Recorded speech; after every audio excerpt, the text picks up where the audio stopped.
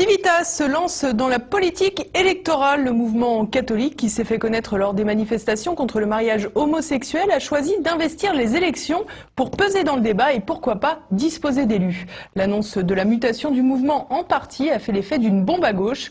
Le député radical de gauche Olivier Falorni est même allé jusqu'à assimiler le mouvement catholique aux islamistes de Daesh et aux terroristes de la tuerie d'Orlando.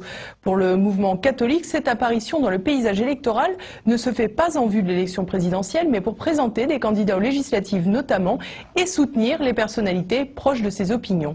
Le président de Civitas, Alain Escada, nous explique la raison de cette mutation en parti politique.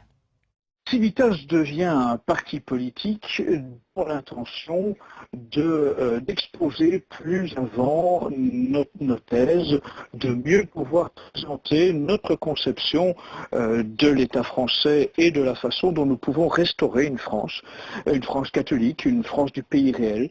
Nous pensons que nous sommes à l'heure actuelle, tous ceux qui défendent la France catholique, France du pays réel, la France des terroirs, nous sommes d'une façon ou d'une autre encore et toujours des orphelins politiques.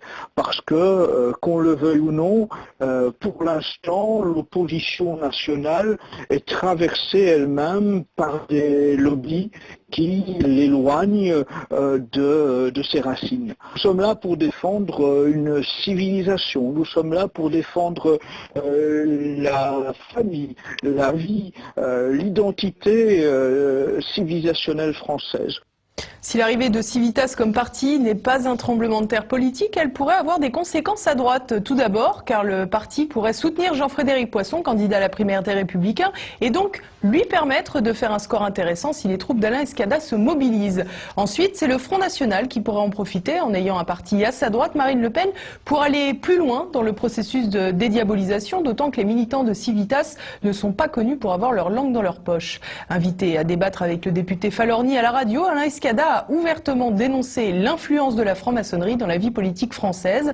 Si le parti venait à prendre de l'ampleur, une chose est sûre, le débat public risquerait d'être animé et probablement un peu plus libéré.